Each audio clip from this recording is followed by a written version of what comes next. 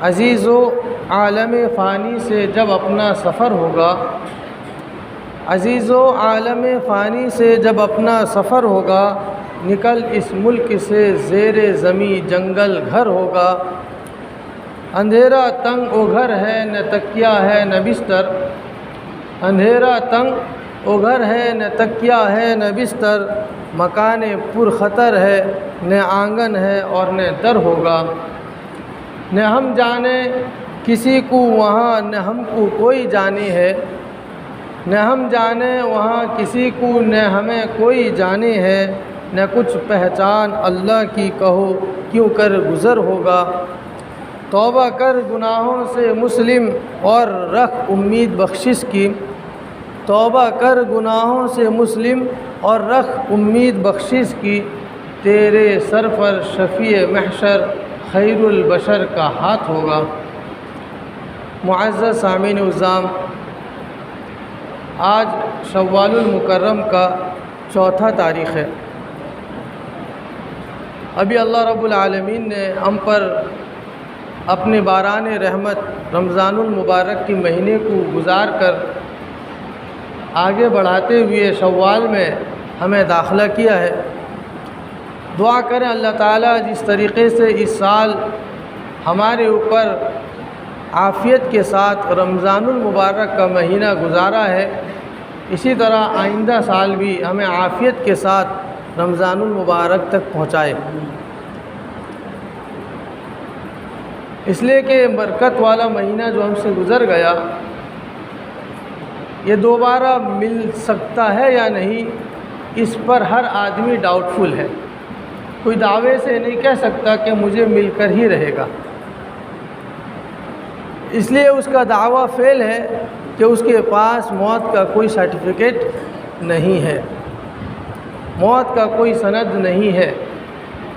اللہ تعالیٰ پیدائش کے ایک سلسلے کو انسان کے سامنے رونما کرتے ہیں، اور گھر والے سے لے کر باہر والے تک، رشتہ دار سے لے کر غیر رشتہ دار تک، پڑوس والے سے لے کر غیر پڑوس والوں تک، اور یہاں تک کہ سماج اور مسلم سوسائٹی سے لے کر غیر مسلم سوسائٹی تک ایک امید لگ جاتی ہے کہ اب ولادت ہونے والی ہے، لیکن کوئی آدمی اس کی امید نہیں لگا سکتا کہ اب موت آنے والی ہے، اس لیے کہ موت ایک ایسا مرحلہ ہے اور ایک ایسا سبق آموز سبق ہے کہ وہ نہ کبھی بوڑھا دیکھتا ہے نہ بوڑھی، نہ جوان دیکھتا ہے نہ بچہ، نہ عمر دراز دیکھتا ہے نہ کم سن، بلکہ وہ کسی پر بھی کسی وقت بھی آ سکتی ہے۔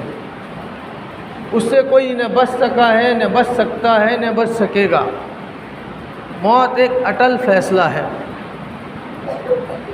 اور ایک اللہ کا عجیب نظام بھی ہے، اللہ کا ایک عجیب نظام بھی ہے جو انسان کے عقل سے خالی ہے۔ اگر موت واقع نہ ہوتی تو انسان کو کھا جاتے۔ موت کا سلسلہ اللہ شروع کرنے کے بعد انسان کو ایک سبق دے رہے ہیں کہ تمہیں بھی اس جگہ پر آنا ہی ہوگا، تمہاری بھی اس جگہ سے گزرنا ہوگا، تم کو بھی اس مرحلے سے جانا پڑے گا۔ حضرت موسیٰ علیہ نبینا علیہ الصلاۃ والسلام کو اللہ تبارک و تعالی نے پوچھا کہ تم نے موت کو کیسا پایا؟ حضرت موسیٰ علیہ السلام کہنے لگے کہ باری تعالی، میں نے موت کو ایسا سخت تکلیف دے پایا کہ اگر کسی زندہ بکری کے چھال کو ادھیڑ دیا جائے اس کو جتنا تکلیف ہوتی ہے اس سے بھی زیادہ تکلیف موت پر ہے۔ اگر کسی پرندے کو یا کسی جاندار کو آگ پر جھلسا دیا جائے اس کو جتنا تکلیف نہیں ہوگا اس سے زیادہ تکلیف موت جس پر واقع ہوتی ہے اس کو ہوتی ہے۔ بہرحال دوستو بزرگوں، موت بہت تکلیف دہ چیز ہے۔ روایت کے اندر آتا ہے کہ اللہ کے رسول صلی اللہ علیہ وسلم ایک مرتبہ اپنے گھر پر اپنے دولت کدے پر تکیہ لگائے بیٹھے تھے اور افسردہ تھے، رنج و غم اور ملال چھائی ہوئی تھی۔ اللہ رب العالمین ان کی اس حالت کو دیکھ کر سمجھ گئے کہ میرا نبی، لاڈلا نبی افسردہ ہے، غم زدہ ہے، تو فوراً جبرائیل علیہ السلام کو بھیجے جبرائیل علیہ السلام آئے، کہنے لگے مجھے اللہ پاک نے بھیجا ہے اور اللہ نے آپ کو سلام بھیجا ہے اور کہا ہے کہ آج میں اپنے نبی کو غمزدہ دیکھ رہا ہوں، آج میں اپنے حبیب کو غمزدہ دیکھ رہا ہوں۔ اللہ کے رسول نے سلام کا جواب دیا، کہا کہ میں اپنی امت کے بارے میں فکر مند ہوں کہ میری امت پر جب موت واقع ہوگا کیا اس موت کے تکلیف کو برداشت کر سکے گا۔ اتنا کہنا تھا تو اللہ کے رسول صلی اللہ علیہ وسلم کی آنکھوں سے آنسو جاری ہو گئے۔ حضرت جبرائیل علیہ السلام ان کو دلاسا دینے کے لیے، ان کی حوصلہ افزائی کے لیے، ان کو مطمئن کرنے کے لیے کہا کہ چلیے آپ میرے ساتھ۔ اللہ کے رسول کو بنی اسرائیل کے 2 قبروں کے پاس لے گئے۔ بنی اسرائیل حضرت یعقوب علیہ السلام کی قوم کو کہا جاتا ہے۔ حضرت یعقوب علیہ السلام کے نسل سے جتنی نبی آئے اور ان کے ماننے والے پیدا ہوئے سب کو بنی اسرائیل کہا جاتا ہے۔ بہرحال حضرت یعقوب علیہ السلام حضرت محمد رسول اللہ صلی اللہ علیہ وسلم کو بنی اسرائیل کے قبرستان کو لے گئے اور وہاں جا کر دیکھے کہ 2 قبر ہے۔ حضرت جبرائیل علیہ السلام اپنا پر مبارک ایک قبر پر مارا، کہا قم باذن اللہ، اللہ کے حکم سے کھڑا ہو جا۔ تو اس سے ایک مردار نمودار ہوا، اور جب موت قبر سے اٹھا تو اس کے بدن میں اتنی تکلیف تھی کہ اس تکلیف کی وجہ سے اروڑ مروڑ رہا تھا، بے چین ہو رہا تھا، تکلیف کی وجہ سے چلبلا رہا تھا۔ حضرت جبرائیل علیہ السلام نے کہا کہ تمہارے موت ہونے کو کتنے برس ہو گئے؟ اس نے کہا کہ کم و بیش حدیث پاک کا مفہوم ہے کہ میرے موت واقع ہونے کو 500 سال گزر گئے ہیں، اب تک میرے جسم میں موت کے نکلنے کی، روح کے نکلنے کی تکلیف محسوس ہو رہی ہے، میں جس کی وجہ سے کر رہا ہوں تکلیف میں ہوں۔ حضرت جبرائیل علیہ السلام نے کہا قم باذن اللہ، اللہ کے حکم سے پھر دوبارہ اپنی قبر پر لوٹ جا۔ پھر دوسری قبر پر مارا، پھر کہا قم باذن اللہ، اللہ کے حکم سے کھڑا ہو جا۔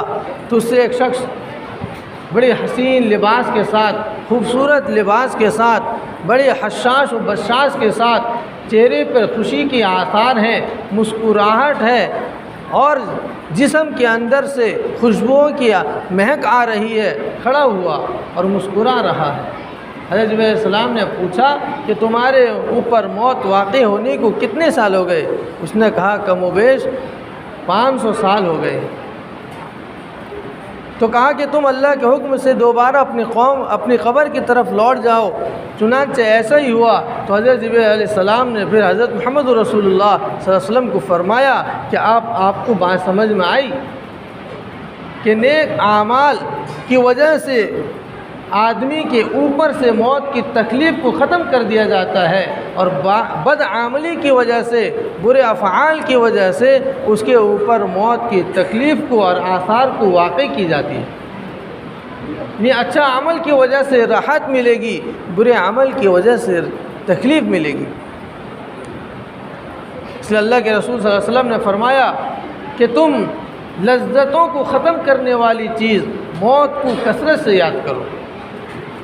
جو موت کو کثرت سے یاد کرے گا اس کے اندر سے لذات ختم ہو جائیں گے، خواہشات مٹ جائیں گی۔ میرے دوستو بزرگوں، موت جو ہے اللہ سے ملاقات کا ذریعہ ہے۔ جو آدمی اللہ سے ملاقات کو پسند کرتا ہے، اللہ تعالیٰ موت کے ذریعے سے اس کو جو ہے اپنے سے ملنا پسند فرماتے ہیں۔ جو اللہ سے ملاقات کو ناپسند کرتا ہے تو اللہ بھی اس سے ملاقات کو ناپسند فرماتا ہے۔ موت ایک اٹل فیصلہ ہے۔ کتابوں میں عجیب عجیب باتیں لکھی ہیں کہ موت میرے دوستو بزرگوں ایک دلہن کی طرح ہے۔ ایک دلہن جو زندہ ہو، اس کے ساتھ جس طریقے سے اس کے گھر والے سلوک کرتے ہیں، ایک دلہن مردہ ہے اور سفید لباس میں لپٹا ہوا ہے، اس کے ساتھ بھی اسی طریقے سے سلوک کیا جاتا ہے کہ دلہن کو شادی کے دن اس طریقے سے پہنانے کے لیے، نہلانے کے لیے، لباس تنگ کرنے کے لیے گھر والے مشغول اور مصروف ہو جاتے ہیں، اسی طریقے سے میرے دوستو بزرگوں میت کو بھی نہلانے کے لیے، سپنانے کے لیے، تجہیز و تفکین کے لیے گھر والے سب کے ساتھ مشغول اور مصروف ہو جاتے ہیں۔ کہیں بارات کی ڈولی اٹھ کے چلتی ہے تو اس کے گانے والے، اس کے ساتھ چلنے والے مسکراتے ہیں، کہیں جنازے کی کھٹ اٹھ کے چلتی ہے تو اس کے چاہنے والے سب کے سب آنسوؤں سے لبریز ہو جاتے ہیں۔ میرے دوستو بزرگوں، موت انسان کو ایک سبق دیتا ہے کہ تمہیں بھی ایک دن دنیا سے جانا ہے۔ دنیا کے اندر جتنی چیزیں آج تک پیدا ہوئی ہیں یا ہونے والی ہیں یا ہو چکی ہیں، میرے دوستو بزرگوں، کوئی اس سے موت سے بچ نہیں سکتا۔ لیکن آج انسان دنیا کے اندر 3 چیز پر محنت کرتا ہے، اور جب محنت کرتے کرتے تھک جاتا ہے وہ 3 چیز میرے دوستو بزرگوں اس کے نام و نشان کو مٹا دیتی ہے۔ کوئی آدمی لباس پر محنت کرتا ہے، جب موت آتی ہے تو اس کو لباس نہیں ملتا بلکہ کفن ملتا ہے۔ کوئی آدمی گھر پر محنت کرتا ہے، جب موت واقع ہوتی ہے اس کو گھر نہیں ملتا بلکہ قبر ملتا ہے۔ اور کوئی آدمی دوستو بزرگوں نام پر محنت کرتا ہے کہ میرے نام اچھے ہو جائیں، میں مشہور ہو جاؤں، جب موت آتی ہے تو اس کو نام نہیں ملتا بلکہ میت ملتا ہے۔ لوگ میت کہہ کر پکارتے ہیں، نعش کہہ کر پکارتے ہیں، مردہ کہہ کر پکارتے ہیں، جنازہ کہہ کر پکارتے ہیں، سب کے الگ الگ الفاظ، الگ الگ ٹائٹل، الگ الگ میرے دوستو بزرگوں القاب ہو جاتے ہیں، اور اس کو اسی طریقے سے بلایا جاتا ہے۔ زندگی بھر محنت کے نام پر آخر میں ملا میت، زندگی بھر محنت کیا گھر پر، آخر میں ملا قبر۔ میرے دوستو بزرگوں، یہ قبر جو ہمیں 1.5 فٹ اور 5 فٹ کا قبر ملتا ہے، یہی قبر ہمارے لیے جنت بن سکتی ہے یا پھر دوزخ بن سکتی ہے۔ حضرت عثمان غنی رضی اللہ تعالیٰ ذی النورین ہیں، اللہ کے رسول صلی اللہ علیہ وسلم نے فرمایا اگر میری بیٹی یا کے بعد دیگر ہوتی اور انتقال کر جاتی، سب کو سب ذی النورین حضرت عثمان غنی کو دے دیتا ان کے نکاح میں۔ جہاں ابوبکر کی قربانیاں اسلام پر، جہاں عمر کی قربانیاں اسلام پر جتنی ہیں، وہی مال کے اعتبار سے قربانیاں اسلام پر حضرت عثمان غنی رضی اللہ تعالیٰ عنہ کی بھی ہیں۔ مال کا بڑا حصہ حضرت عثمان غنی کا اسلام پر لگایا گیا ہے۔ حضرت عثمان غنی رضی اللہ تعالیٰ عنہ جب کسی قبرستان کے راستے گزرتے تو زار و قطار روتے، اور اتنا روتے کہ داڑھی بھیگ جاتی تھی، داڑھی بھیگ جاتی تھی۔ آج اللہ ہم سب کو معاف فرمائے، ہم قبر پر جاتے ہیں، قبرستان پہ جاتے ہیں، ہمیں رونے کے بجائے ہنسی آتی ہے، فکر آخرت کے بجائے دوستو بزرگوں دنیا کی ساری باتیں وہیں یاد پڑ جاتی ہیں۔ حضرت عثمان غنی رضی اللہ تعالیٰ عنہ سے پوچھا گیا کہ تمہارے سامنے جنت کے تذکرے ہوتے ہیں اور جہنم کا بھی ذکر کیا جاتا ہے، جہنم کے اندر جو وادیاں ہیں خوفناک اور عذاب علیم کا ذکر کیا جاتا ہے، ان باتوں سے تمہاری آنکھوں سے کبھی تو آنسو نہیں ٹپکتی، کبھی تم غمزدہ نہیں ہوتے، آخر کیا بات ہے کہ تم قبرستان کو دیکھ کر یا کسی قبر کو دیکھ کر اتنا رو جاتے ہو؟ عثمان غنی رضی اللہ تعالیٰ عنہ کی جواب بہت ہی بہترین تھی۔ کہا کہ یہ قبر آخرت کی منزلوں میں سے پہلی منزل ہے، اگر یہ قبر کا منزل میرے لیے آسان ہو گیا تو آخرت کا منزل بھی آسان ہو جائے گا۔ اگر میں یہیں پھنسا، یہی سرٹیفکیٹ دکھانے سے، کاغذ پتر دکھانے سے قاصر ہو گیا تو پھر میرا معاملہ تھانے میں ہی سڑ جائے گا۔ اس لیے دوستو بزرگوں قبر بہت ہی اہم چیز ہے۔ حضرت عائشہ صدیقہ رضی اللہ تعالی عنہ فرماتی ہیں کہ جب نبی اکرم صلی اللہ علیہ وسلم کا باری میرے یہاں ہوتا تھا قیام کا، تو اکثر میں دیکھا کرتی تھی حضور اکرم صلی اللہ علیہ وسلم رات کے حصے گزر جانے کے بعد قبرستان چلے جاتے، جنت البقیع چلے جاتے اور وہاں کھڑے ہو کر فاتحہ پڑھتے، دعائیں کرتے، تذکرہ کرتے اور کہتے کہ ہلو اے مسلمان کے بستی والوں، ہمیں بھی یہاں ایک دن آنا ہے، تم پر سلامتی ہو۔ اس لیے میرے دوستو بزرگوں قبر آخرت کی منزلوں کی پہلی منزل ہے، اور قبر سے پہلے جو ہمارے اوپر موت واقع ہوگی یہ ہمارے اعمال کی وجہ سے ہوگی۔ اگر ہمارے اعمال اچھے ہوں گے تو ہماری روح آسانی کے ساتھ نکالی جائے گی، اگر ہمارے اعمال خراب ہوں گے تو ہمارے روح کو بھی تکلیف سے نکالا جائے گا۔ یا ایتھا النفس المطمئنہ ارجعی الی ربک راضیۃ مرضیہ فادخلی فی عبادی وادخلی جنتی۔ یہ نیک روحوں کا تذکرہ اللہ نے قرآن میں کہا۔ اس لیے میرے دوستو بزرگوں، ہمیں اپنے اعمال کو درست بنانا ہے، اپنے اعمال کو بہتر بنانا ہے۔ اگر ہمارے اعمال اچھے ہوں گے ملاقات کا راستہ بھی آسان ہوگا، اعمال بد ہوں گے ملاقات کے راستے میں رکاوٹ پیدا ہوں گی۔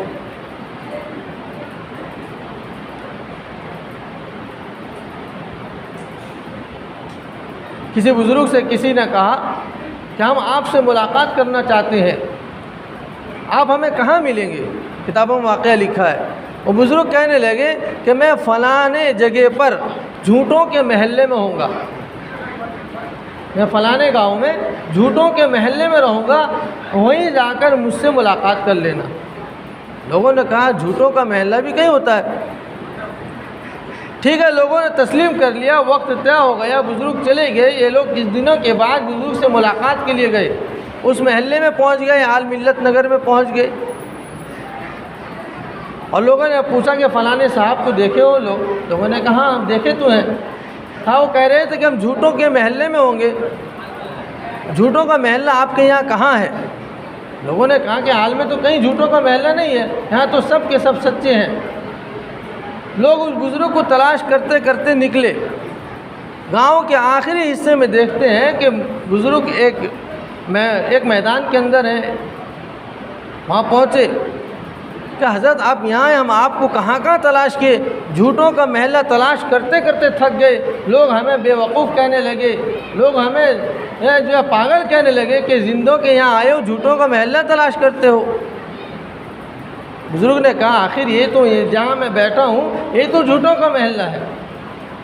یہ جتنے لوگ یہاں پڑے سو رہے ہیں یہ سب کے سب کہا کرتے تھے میرا گھر، کیا ان کے پاس گھر ہے؟ سب کے سب کہا کرتے تھے میری اولاد، کیا ان کے پاس کوئی اولاد ہے؟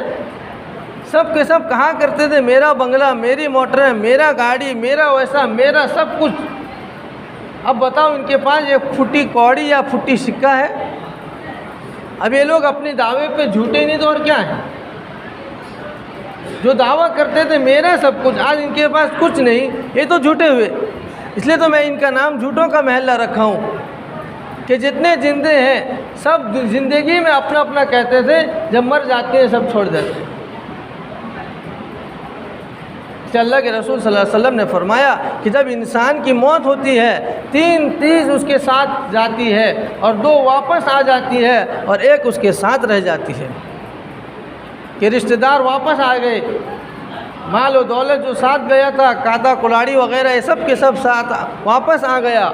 اگر ساتھ رہا تو اس کا اعمال رہا، اور یہ اعمال بھی 2 قسم کے ہیں، ایک اچھے اعمال ہیں، ایک برے اعمال ہیں۔ اگر اچھے اعمال ہیں تو اس کے لیے راحت کا ذریعہ کھل گیا، اگر برے اعمال ہیں تو پھر اس کے لیے مشکل کی گھاٹی شروع ہو گئی۔ بدعمل کو اللہ تعالیٰ عذاب قبر ضرور دیتا ہے، اور یہ عذاب قبر دوستو بزرگوں انسان اور جنات کے علاوہ سارے جاندار سنتے ہیں اور ان کو سنائی بھی جاتی ہے۔ صرف انسان اور جنات اس کو سن نہیں سکتے۔ اگر انسان اور جنات اس کو سن لیتے تو کوئی بھی انسان اپنے مردے کو قبر میں دفن نہیں کر سکتا۔ ایک مرتبہ نبی صلی اللہ علیہ وسلم مسجد نبوی میں داخل ہوئے، کچھ صحابہ بیٹھ کر مسکرا رہے تھے، دنیا کی باتوں میں مشغول تھے، اور اللہ کے رسول صلی اللہ علیہ وسلم کا مزاج شریفہ یہی تھا کہ اگر کسی کو دنیا کی طرف مائل دیکھتے فوراً فکر آخرت اس کے دل پہ ڈالتے۔ اور اللہ کے رسول نے فرمایا صلی اللہ علیہ وسلم کہ تم جن چیزوں کے تذکرے میں ہو اگر موت کو یاد کر لے تو موت کی واقعی جانکاری تمہیں ہو جاتی تو تم پھر اپنے مردوں کو غسل نہیں دیتے۔ اور جن چیزوں کو میں اپنے آنکھوں سے اور کانوں سے دیکھ رہا ہوں، سن رہا ہوں، موت کے بعد انسان پر کیا کیا حالات پیش آنے والے ہیں، اگر تمہیں بھی وہی چیز دکھا دی جائے تو تم میں سے کوئی ایسا نہیں ہوگا جو اپنے مردے کو دفن کرے گا یا اپنے مردے کو قبر پر اتارے گا۔ اللہ نے ہمارے نظروں سے اس کو اجھل رکھا ہے، اور یہ ہمارے نبی رحمت للعالمین صلی اللہ علیہ وسلم کی دعاؤں کا نتیجہ ہے۔ اگر وہ دعا کر دیتے پھر ہم میں سے کسی کی ہمت نہیں ہوتی کہ ہم اپنے مردے کو نہلاتے۔ اس لیے میرے دوستو بزرگوں، موت اٹل فیصلہ ہے، ہم سب کو دنیا سے جانا ہے، چاہے دیر ہو یا جلدی، لیکن سب کو جانا ہے۔ عقل مند آدمی وہی ہے جو اس کے وقت آنے سے پہلے اپنے آپ کو تیار کرے، اپنے آپ کو سدھارے، اپنے اعمال کو بہتر کرے، اپنے اللہ کو راضی کرے۔ اللہ کے حدیث پاک کے الفاظ کا ٹکڑا ہے، من کان للہ کان اللہ لہ، جو اللہ کا ہو جاتا ہے اللہ اس کا ہو جاتا ہے۔ اور اللہ والوں کی علامت میں سے ایک علامت یہ ہے کہ اللہ تعالیٰ اس کو جمعے کی اور رمضان کی موت واقع فرماتے ہیں۔ ہمارے پڑوس ملک میں ایک بہت بڑا مدرسہ ہے، علامہ محمد یوسف بنوری ٹاؤن جامعۃ الاسلامیہ، ان کے دارالافتاء میں ایک فتویٰ شائع ہوا۔ کسی نے سوال کیا کیا جمعے کو یا رمضان کو موت آئے گی تو یہ بہتر ہے یا نہیں؟ جواب میں وہاں کے مفتیان اکرام نے لکھا کہ جمعے کی موت اور رمضان کی موت عذاب قبر کو ہٹانے والی چیز ہے۔ جمعے کی موت اور رمضان کی موت عذاب قبر کو ہٹانے والی چیز ہے۔ اس پر علماء اکرام کا بحث ہوا کہ عذاب قبر کب تک ہٹا دی جائے گی۔ بعض علماء فرماتے ہیں کہ عذاب قبر صرف جمعے تک کے لیے محدود ہے اور رمضان تک کے لیے، پھر اس کے بعد ان کے اعمال کے ساتھ ان کا برتاؤ کیا جائے گا۔ بعض علماء فرماتے ہیں کہ نہیں، کہ قیامت تک ان کے لیے عذاب قبر کو ہٹا دی جائے گی جو لوگ جمعے میں اور رمضان میں انتقال کرتے ہیں۔ ہمارے حکیم الامت اشرف علی تھانوی رحمۃ اللہ علیہ فرماتے ہیں کہ آدمی کو انا عند ظن عبدی بھی پر عمل کرنا چاہیے، کہ اللہ کے رسول کا فرمان ہے کہ انسان کا گمان جیسا ہوگا اللہ کا فیصلہ ویسا ہوگا۔ کہ انسان اگر یہ گمان کر لے گا کہ میری موت اگر جمعے کو ہوگی، اللہ تعالیٰ قیامت تک میرے عذاب قبر یا اس کے بعد بھی میرے عذاب کو ٹال دے گا، تو اللہ ایسا ہی فیصلہ کریں گے۔ اس لیے میرے دوستو بزرگوں، جمعے کے دن کا موت آنا، رمضان کا موت آنا، یہ خوش قسمتی کی علامت ہے۔ اللہ تعالیٰ ہر کسی کو نوازتے نہیں ہیں بلکہ طلب والوں کو نوازتے ہیں، طلب والوں کو۔ اس لیے ہم سب بھی ایسی فضیلت والی دن میں دنیا سے رخصت ہونے کے لیے اللہ سے مدد مانگیں، اور دعا کی قبولیت کا کوئی بھی گھڑی ہوگا تو پھر اللہ تعالی ہمارے لیے بھی حشر کریں گے۔ اس لیے میرے دوستو بزرگوں، اللہ پاک ہمیں جو زندگی دیا ہے ایک بہت بڑی نعمت ہے۔ اس نعمت کو میرے دوستو بزرگوں موت کی تیاری کے لیے لگائیں گے انشاءاللہ۔ اللہ تعالیٰ مجھے اور آپ کو کہنے سننے سے زیادہ عمل کی توفیق عطا فرمائے۔ آمین وآخر دعوانا ان الحمد للہ رب العالمین۔